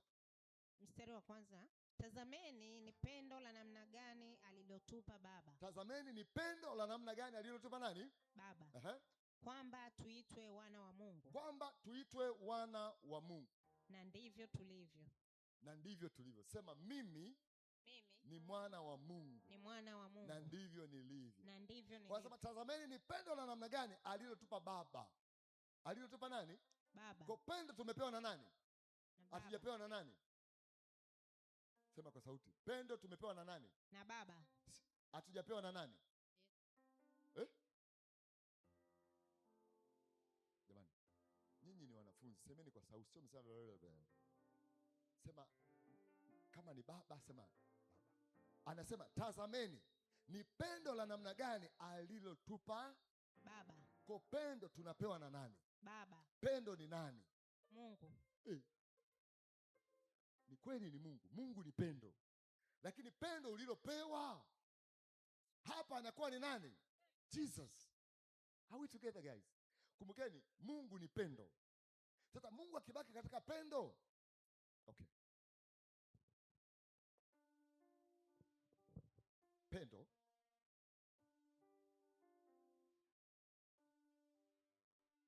Upendo. Mbona maneno mawili? Pendo likiwa upendo ni manifestation yake. upendo ni hali ya uungu. Ni hali ya nini? Upendo ni hali ya nini? Kwa sababu Mungu ni pendo. Mungu ni nini? God equals pendo. Sasa Mungu akibaki katika pendo, hakutakuwa na manifestation. Ili manifestation ya pendo itokee, inajifunua katika upendo. Wangapi wameelewa? Kwa upendo ni hali ya uungu. Upendo sio kitu kingine cho. Upendo ni hali ya uungu. Kila upendo unapoonekana ni hali ya uungu, inakuwa mveji, imeonekana na kudhibitika. Kwa ukidemonstrate upendo, umedemonstrate hali ya Mungu katika pendo. Kwa maana jinsi Mungu aliupenda ulimwengu. Sasa ule upendo ukamdhihirisha nani? Kristo. Na Kristo ndio hapa sasa anasema, tazameni ni pendo la namna gani alilotupa Baba. Sasa hapa pendo anakuwa ni nani? Hello. Sasa kwamba tuitwe wana wa Mungu, na ndivyo tulivyo. Kwa sababu hii ulimwengu haututambui kwa kuwa haukumtambua yeye. Sasa hapa yeye nani? Hello. Tazameni ni pendo la namna gani aliyotupenda Baba. Kwa kama pendo aliyotupenda Baba, pendo ni Kristo. Ulimwengu haukumtambua nani? Ndio maana anasema alikuja kwa walio wake, walio wake wakamkataa. Are we together church? Kwa hapa ili pendo ni nani huyu? Yaani mpaka uwe darasani ndio unaweza kaelewa kitu kama hiki. Na Roho Mtakatifu akufunulie ndio unaweza kaelewa. Lakini wewe unaweza kusema pendo. Hapana. It's Jesus Christ. Katika nafasi Jesus Christ. Anasema ulimwengu haututambui kwa kuwa hakumtambua. Anasema kwa sababu ulimwengu haututambui sisi kama wana wa Mungu kwa sababu hawakumwamini mwana wa Mungu Yesu Kristo. Haleluya. Bado kama dakika ngapi? Sawa. Kwa hiyo anasema wapenzi, sasa tu wana wa Mungu, wala haijadhihirika bado tutakavyokuwa, lakini tunajua kuwa atakapodhihirishwa tutafanana naye, kwa maana tutamwona kama alivyo. Sasa wapenzi, sasa tu wana wa Mungu na wala haijadhihirika bado tutakavyokuwa. Sasa hapa kuwa ni kwa jinsi ya mwili wa kiroho, bado haijadhihirika. Sasa kuwa na mwili mpya usio wa nyama na damu. Wakorintho wa kwanza 15 kuanzia kule chini ya mstari ngapi? Soma, nenda kasome nyumbani. Kuna miili ya duniani na miili ya wapi? Ya mbinguni. Na fahari ya ile miili ya mbinguni ni bora zaidi kuliko ya wapi? Sasa hapa sasa ngoja niruke. Maki kama nitaanza kufundisha vitu vingine. Na kila mwenye matumaini haya katika yeye hujitakasa. Katika nani? Katika nani? Kristo Yesu. Katika nani? Kristo Yesu. Sio nani? Sio Mungu. Maki utakaso wote umekuwa rest upon nani?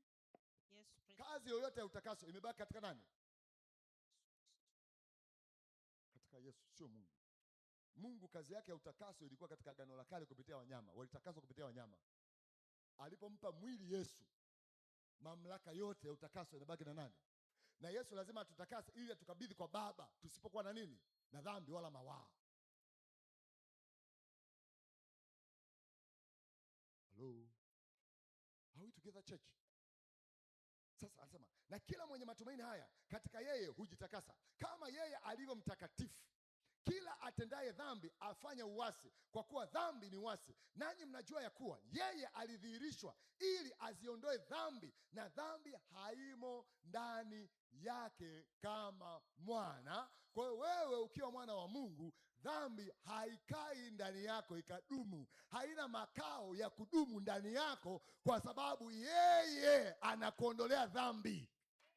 Na hiyo process continuous mpaka utakapolala mauti. Ndio anaachana na wewe. Damu inakoma pale mtu anapokuwa amekufa. Inakoma kufanya kazi. Kwa hiyo ukimwamini Yesu Kristo, anasema nanyi mnajua kuwa yeye alidhihirishwa ili aziondoe dhambi. Alidhihirishwa katika mwili kudili na dhambi ambayo mizizi yake iko katika mwili. Haleluya. Aziondoe dhambi, na dhambi haimu. Na nikawafundisha hapa siku moja, nikamwambia ilikuwa lazima Yesu asiwe na chembe ya dhambi ili aweze kuondoa dhambi. Nikawapa mfano wa sponge. Nakumbuka kwamba sponge kavu ukichukua ukamwaga maji juu ya meza, ukaliweka sponge kavu, litafyonza yale maji yote. Lakini sponji likiwa na maji kidogo, ukaliweka juu ya meza, halitafyonza maji yote, litabeba maji tololo na mengine yatabaki. Yesu angekuwa na dhambi, asingekuwa na uwezo wa kuondoa dhambi, wa kufyonza dhambi, wa kuziua, kuziharibu, kuziteketeza, kuzifuta dhambi. Asingekuwa na hiyo haki. Haki ya Kristo kufuta, kuleta ondoleo la dhambi inatokana na yeye kutokuwa na dhambi kama mwana wa Mungu, sababu mwana wa Mungu haendi dhambi. Na ndio maana anasema sisi. Sasa kumbuka, aliye nje ya wana wa Mungu yuko katika dhambi hata sasa, na anadumu katika hiyo, na atakufa katika hiyo, kwa sababu hana ondoleo la dhambi. Ondoleo la dhambi haliko nje ya mwana wa Mungu Yesu Kristo, liko katika Yesu Kristo. Kwa kila aliyemwamini Yesu Kristo, anayemwamini Yesu Kristo, anayeliamini jina la Yesu Kristo, ana ondoleo la dhambi. Na kama ana ondoleo la dhambi, hilo ondoleo liko perpetually mpaka itakapoamriwa tofauti. Kanisa, tuko pamoja, tuko pamoja. Sasa anasema nanyi mnajua kuwa aliyedhihirishwa ili aziondoe dhambi, na dhambi haimo ndani yake. Kila akaaye ndani yake hatendi dhambi. Kila anayekaa ndani ya mwana hatendi. Hivi unaamini wewe utendi dhambi? Alafu angalia anasema na kila atendaye dhambi hakumwona yeye wala hakumtambua. Watoto wadogo, mtu asiwadanganye. Atendaye haki yuna haki kama yeye alivyo na nini? Haki. Atendaye dhambi ni wa Ibilisi, kwa kuwa Ibilisi hutenda dhambi tangu mwanzo gani? Umeona sasa Biblia kuna maneno nimetoka kuambia hapa, mnaweza mkanipiga mawe. Kuna muda Biblia imeachilia maneno fulani ya rejareja. Hapa akisema tangu mwanzo, ukitafsiri tangu neno mwanzo kwa mujibu wa Yohana 1, shetani hakuwepo. Kwa Yesu anaposema yeye hutenda dhambi tangu mwanzo, maana yake ni mwanzilishi. Kwa neno mwanzo hapa liko katika nafasi ya nini? Jamani, wangapi wamenielewa? Okay. Wangapi wamenielewa? Kwa hiyo hapa neno mwanzo sio mwanzo, sababu Biblia inatuambia hapo mwanzo kwa alikuwepo. Ile mwanzo huyu jamaa hakuwepo. Kwa hapa neno mwanzo linasimama kwa namna ya uanzilishi, chanzo. Very good. Chanzo ya dhambi ndio neno mwanzo liko hapa. Kwa hapa neno mwanzo limetumika kiholela tu, lakini thimu yake huwezi kuisema katika jinsi ya Yohana Mtakatifu moja, sababu yule mwanzo pale ni Mungu, yeye kama yeye, hakuna kitu chochote kabla ya hapo. Halo. Sasa anasema atendaye dhambi ni wa Ibilisi, kwa kuwa Ibilisi. Mnakumbuka sasa kule Yesu anawaambia nini wale jamaa? Sasa nyinyi ni wa baba yenu, sababu Mungu angekuwa baba yenu msingetaka kuniua mimi, mngenipenda mimi. Lakini sasa hivi mnataka kuniua kwa sababu Mungu sio baba yenu, na kwa sababu baba yenu nyinyi alitenda dhambi tangu mwanzo. Huyu jamaa ndo anachukua ile neno hapa, tangu mwanzo. Anasema atendaye dhambi ni wa Ibilisi, kwa sababu unajua kwa nini anasema atendaye dhambi ni wa Ibilisi? Kwa sababu hivi sasa nyinyi shida yenu, mimi ni sio shida. Yaani ni vile unajua mimi ninavyofundisha naendaga mbele na rudi nyuma. Kama hapa nimeshindwa kwenda mbele kwa sababu ninyi atendaye dhambi ni wa Ibilisi, na lazimika kurudi pale pale. Atendaye dhambi ni wa Ibilisi, kwa sababu Ibilisi dhambi zake hazina msamaha, na formula ya wokovu haimhusu nani? Ngapi mmenielewa? Na kwa sababu haimuhusu Ibilisi, wote wanaotenda dhambi pamoja na Ibilisi hawana nini? Hawana nini? Sababu Ibilisi yeye hana msamaha wa dhambi, na anataka watu watende dhambi zaidi ili waungane naye katika hukumu ya moto, awe nao. Ndio maana hapa anasema kila atendaye dhambi afanye uasi, sababu Ibilisi alianza kufanyaje? Sababu dhambi, yani asili ya dhambi ni nini? Asili ya dhambi ni nini? Kwa kumwasi nani? Na akaichukua akaitruncate. Kutruncate Kiswahili nini? Akaiingiza, akaichomekea, akaichomekea kwa mwanadamu. Sasa anasema kila atendaye dhambi afanye uasi, kwa kuwa dhambi ni uasi. Nanyi mnajua ya kuwa yeye alidhihirishwa ili aziondoe dhambi, na dhambi haimo ndani yake. Kila akae ndani yake hatendi dhambi. Kila atendaye dhambi hakumuona yeye kama mwana. Maana sio kumuona, ili neno kumuona napo limetumika kilejareja. Hapa neno halisi ni nini? Kama nani? Mwana. Kwa hiyo anasema kila akae ndani yake hatendi dhambi. Kila atendaye dhambi hakumuona yeye, maana hakumwamini yeye kama mwana wa Mungu mwenye kuleta ondoleo na nini? La dhambi, wala hakumtambua. Watoto wadogo, mtu asiwadanganye. Atendaye haki yuna haki kama yeye alivyo na haki. Kwa haki ya Kristo ndio imempa haki ya kuondoa dhambi, sababu hakuwa na dhambi, kwa akafanyika haki. Halo. Kwa hiyo anasema atendaye dhambi haki yuna haki kama yeye alivyo haki.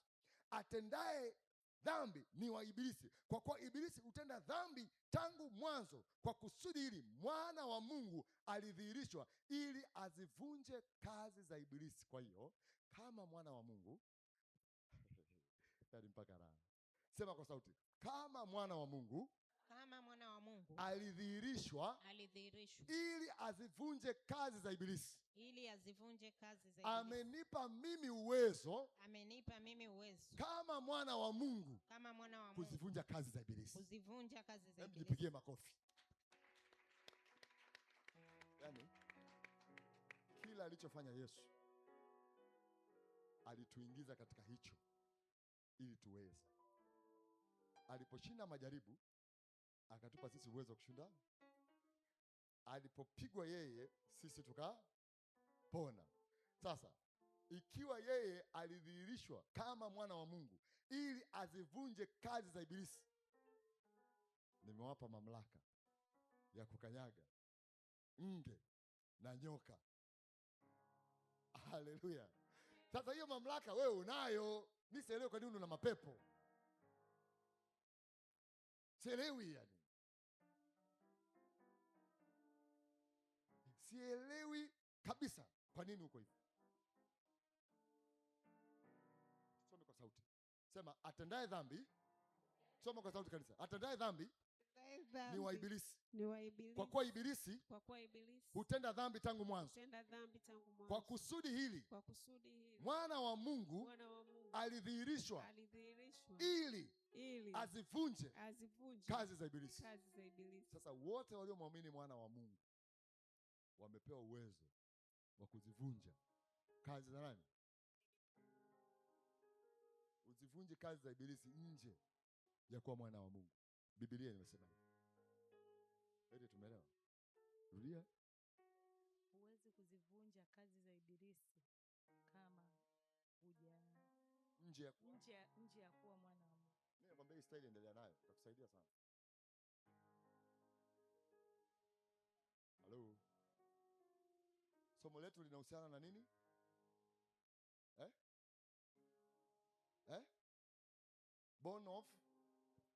Born of God. Kuzaliwa na nani?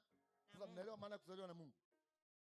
Kuzaliwa na Mungu ni pamoja na kuwa na uwezo wa kuzivunja kazi za nani? Kwa wewe hapo ulipo uhitaji mchungaji. Wewe mwenyewe una nafasi ya kuzivunja nini?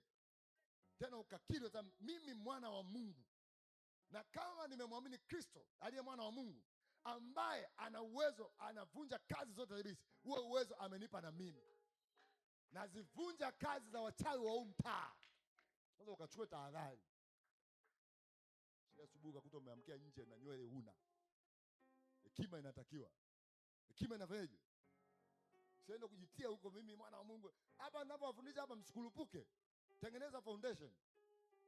Utanyolewa nywele hizo. Nakuta asubuhi umeamka huko barabarani na mvua sasa hivi inanyesha matope. Alafu nywele una. Maarifa yanatakiwa. Maarifa anafanyaje? Anasema kila mtu aliyezaliwa na nani? Hatendi nini? Dhambi. Kwa nini hatendi dhambi? Ndo namalizia hivi. Kwanza tunazaliwaje na Mungu?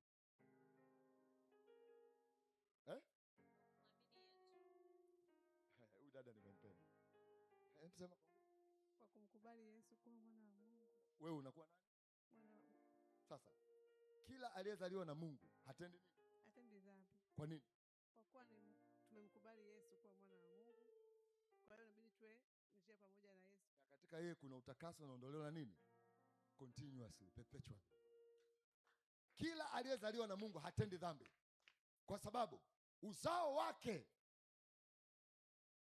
wakaa ndani. Uzao wake nani? Uzao wake nani? Yaani ninachowapendaga hapa. Yaani kama mwelewage kitu, mnapigaga. Ai, ngoja kuna mmoja anajitahidi kweli kusoma hapa.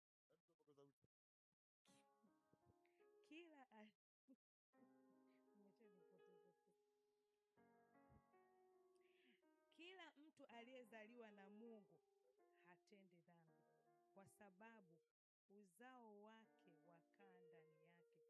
Uzao wa Mungu ni Yesu. Yesu akikaa ndani yangu, mimi sitendi dhambi. Dhambi haina nguvu. Hebu tujipigie makofi wote. Na hili neno niwaambie, sisi unajua kuna muda hatuwezi kuwafundisha ninyi kila kitu, sababu tukiwafundisha ukweli yote mtaboteka sana. Kwa lazima kuambia kuna kwenda motoni. Hata kama ni mwana wa Mungu unakwenda motoni. Si ndio mwinjilisti? Wewe si mwinjilisti? Si ndio mnavyofundishaga? Kazana hivyo hivyo kufundisha. Yaani haijalishi umeokoka hujaokoka, wewe ni motoni ukitenda dhambi. Kidogo akili zetu zinafanyaje? Yaani kuna mafundisho mengine tunaoelewa sana, tukiasikia tunasema jamaa anawatia moja ambao kurudisha kwenye mstari, lakini haiko hivyo.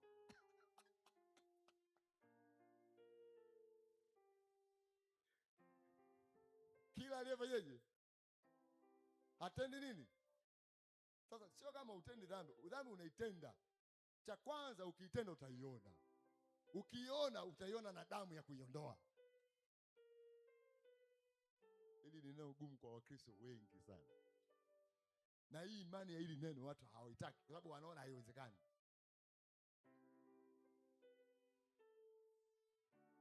Kila mtu aliyezaliwa na Mungu hatendi dhambi kwa sababu uzao wake wakaa ndani yake.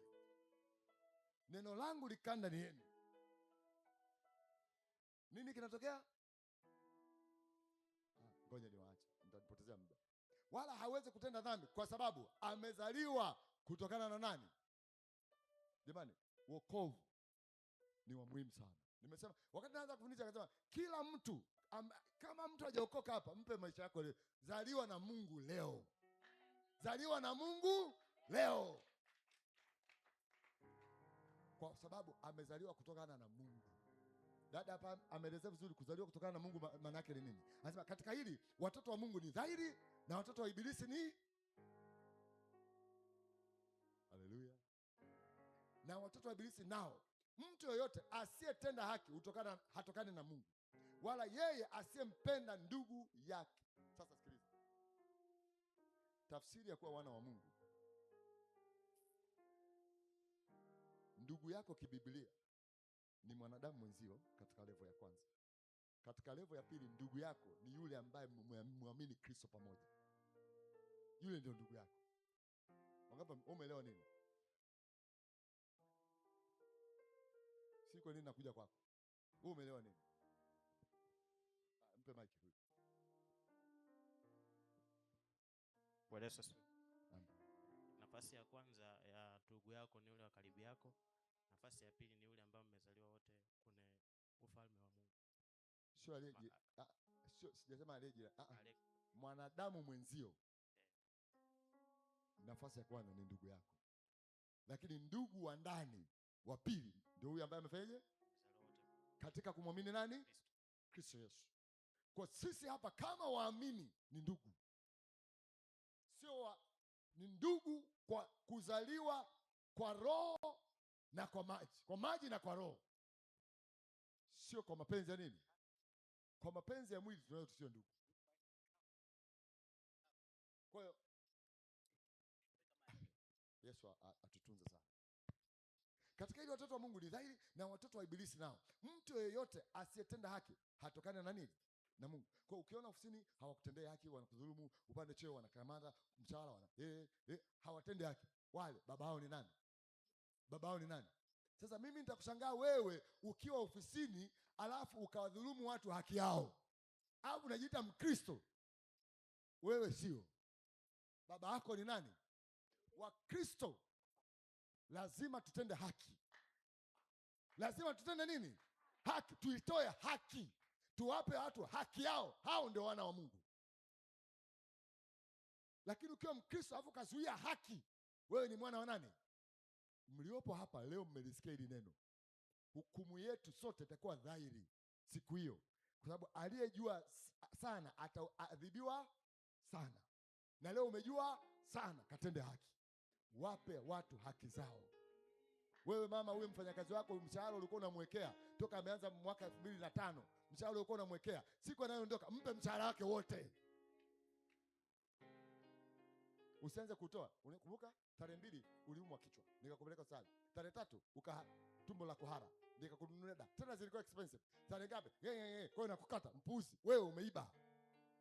Agano lako na yeye ilikuwa kumpa akimaliza, sio kumkata. Labda hilo neno kuna mtu linamhusu. Ngoja nimalizie. Achana na mimi. Luka nenda mstari wa 23. Ende. Anasema nini? Na hii ndiyo amri yake, kwamba tuliamini jina la mwana wake Yesu Kristo, na kupendana sisi kwa sisi kama alivyotupa amri. Tunapendana sisi kwa sisi kwa jinsi ya sisi kama nani? Wana wa Mungu. Kwa njia ya nini? Kwa njia ya nini? Sasa ukimchukia ndugu yako, wewe bado uko gizani na huwezi kuwa mwana wa Mungu, sababu wana wa Mungu hatupaswi kuchukiana. Wana wa Mungu hatupaswi kufanyaje? Hatupaswi kuchukiana. Sasa nenda kwenye ile 4:7. 4:7 anasema nini? Anza 6. Anasema nini? Kwenye ile 5. Sorry, 5. 4. Okay. Sisi ninyi watoto wadogo. 6. 4:6. Sisi tutokana na Mungu. Yeye amjuaye Mungu atusikia. Yeye asiyetokana na Mungu hatusikii. Asiyetokana na Mungu ni yupi? Ni yupi? Ambaye haja Kristo, sio? Anasema nini? Katika hili twamjua roho wa kweli na roho ya upotevu. 7. Wapenzi, na mpendane, kwa kuwa pendo latoka kwa Mungu. Na kila apendaye amezaliwa na Mungu, naye anamjua Mungu. Kila apendaye amezaliwa na nani? Mungu. Kwa sababu asili ya Mungu, sisi kuzaliwa katika Mungu, inatokana na yeye kumtoa mwana wake wa pekee kwa jinsi ya pendo. Sio kama tumeelewana Nenda 21 anasema nini? Muda wangu umeisha. Na amri hii tumepewa na yeye, ya kwamba yeye ampendaye Mungu ampende na ndugu yake.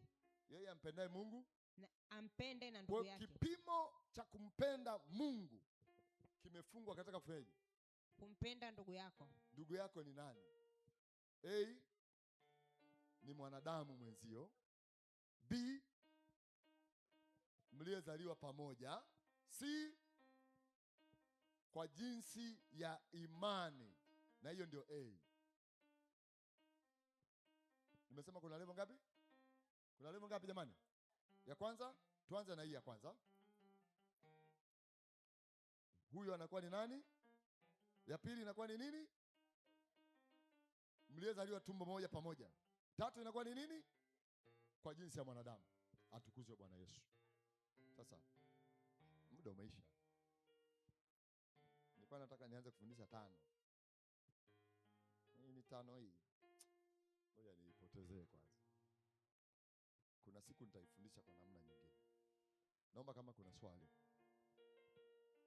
Haleluya. Naomba kama kuna swali ama kuna mchango.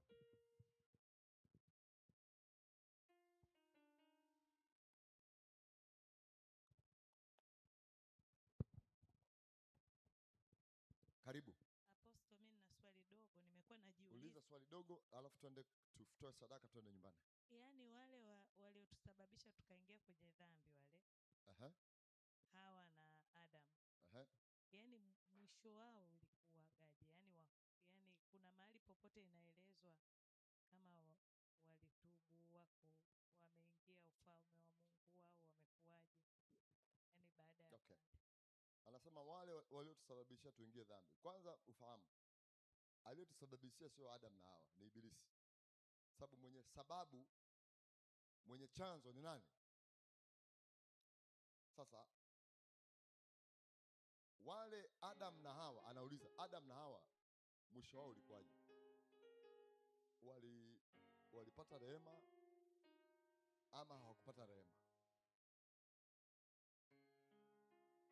Sio kama tunaelewana eh? Sasa mfahamu kitu kimoja. Mungu akiisha kukutumia, kuna muda atakupa rehema. Na jibu rahisi ningeweza kusema tutajua tukifika wapi? Tukiwakuta mbinguni, basi walitoboa. Tusipowakuta mbinguni, basi na kwa sababu hatujafa na tuko hapa duniani, lazima bado tuwe na majibu. Kumbukeni, Mungu sio dhalimu. Ikiwa Mungu alitumia lango la Adam na Hawa kuujaza ulimwengu, bado atabaki kuwa mwenye fadhili kwa jinsi ya wale aliowatumia kuujaza ulimwengu. Zaeni mkaongezeke. Kumbuka, Mungu alikuwa anatafuta kundi lingine tofauti na malaika ambalo atakaa nalo mbinguni. Sasa katika kufanya hivyo, wazo lake likaja na mtu anaitwa mwanadamu. Akapanda mbegu ya mwanadamu anaitwa Adam, akamleta na Hawa, kwa sababu Yesu asingekuwa na haja ya kusema ninaenda kuandalia makao nyumbani mwa babangu. Alafu anasema maskani ya Mungu ni pamoja na wanadamu. Sasa kwa jibu la kawaida nimesema Mungu sio dhalimu. Akikutumia katika level fulani, bado atakupa rehema. Na kwa sababu wale walitenda, sehemu kubwa ya maarifa ilikuwa hawana. Kuna vitu vingi unaweza kuviweka hapo. Si kama tumeelewana jamani? Kwa Mungu huwezi kusema aliwahukumu wale kwa sababu walileta dhambi. Hapana. Ndio maana kwa njia ya Adamu wa kwanza dhambi iliingia ulimwengu na mauti. Kwa njia ya Adamu wa pili dhambi na mauti vinaondolewa. Kwa hiyo jibu la kawaida, Mungu sio dhalimu. Mimi ninaamini, Elliot, ninaamini hawa watu walipata rehema machoni pa nani? Pa Mungu. Biblia haijaonyesha popote.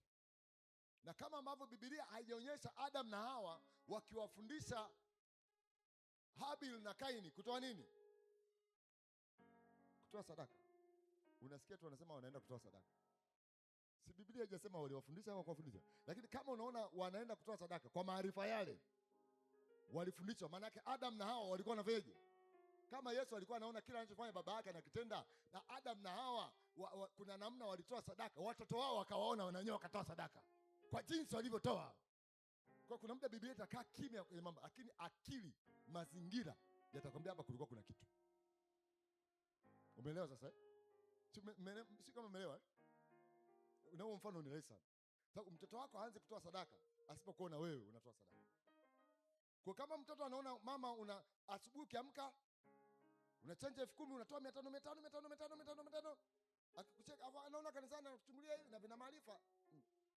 Katika zile 500, katika 500 nao umechange. Katika 500 veje umechange. Ukatoa 200 ngapi? 2 na 100. Akirudi nyumbani anakimbilia kwenye pochi. Anakuta zimebaki ngapi? 300. Anajua hapa mama alitoa 200. Naye anapita humo. Kwa hilo swali, lakini jibu zuri, tukifika mbinguni tujitahidi tuingie wapi? Ili tukawaone. Tusipowaona kule, basi tutajua walipotea. Nakumbukeni kitu kimoja. Yesu alipofufuka, Biblia inasema miili mingi ya watakatifu ilitoka. Haituambii wangapi walibaki kule chini. Watakatifu maana yake walioamini. Huwezi kuniambia mimi Adam na Hawa na sadaka walizokuwa wanazitoa hawakuwa wamemwamini Mungu. Kwa kuna mazingira mengi naweza nikawaelezea hapa mkaelewa. Mungu atupe rehema. Nadhani Eleti nimejibu swali lako. Hebu tumpigie Yesu makofi. Haya, mpe yule pale. Wa mwisho yule pale tuende tutoe sadaka tuondoke. Muda umeisha. Karibu brother. Bwana Yesu asifiwe. Amen. Napenda kuuliza swali kuhusiana na hapo madam alipouliza kuhusiana na Adam na Hawa. Maana baada ya kutenda dhambi ndio ilionekana Mungu akawaambia waende wazaane wakaongezeke wakajaze dunia. Kwa hiyo swali langu ni moja. Nilikuwa napenda kuuliza, wasingefanya dhambi wangebakia wawili ulimwengu mzima? Yaani wasingeza hilo neno lisingetoka kutoka kwa Mungu ili wazae wakaongezeka, yaani wangebakia wawili tu, au inakuwaje? Hapo ndo nilikuwa napenda. Sasa hilo jibu mbona rahisi sana. Mimi majibu mengine mnanichokozaga. Sasa kama huyu hapa amenichokoza hapa. Sasa Mungu kashaumba mwanamke vile alivyo. Manyonyo kamwekea kule, kaeka mazingira yote ambayo hayako kwa nani? Hilo tayari lilikuwa wazo la nini? Ilikuwa kwa yani, jamani, majibu mengine msitake mimi msinichokoze. Msifanyeje? Eti, si ndio? Msinichokoze. Kawaumba hivyo walivyo. Vile tu walivyowaumba, tayari wazo lake hilo lilishaweje? Tena hilo wazo la kwanza lilikuwa bora kwa sababu wasio na mawaa, wasio na dhambi. Maana wangetuzaa wote hatuna dhambi. Yesu asingekufa wala neno asingetumwa. Kwa hiyo haianzi kazaeni mkaongezeke ulimwengu, haianzi baada ya kutenda dhambi. Inaanza kwa uumbaji katika akili ya Mungu. Manyonyo kunyonyesha, nani kutoa mtoto, ile nyingine kuweka mbegu, pande za ndani. Pande za wapi? Mnanichokozaga kuna muda mnataka. Anyway, hebu shika sadaka yako. Simama kwanza, tusimame watu wa Mungu. Haleluya. Haleluya. Baba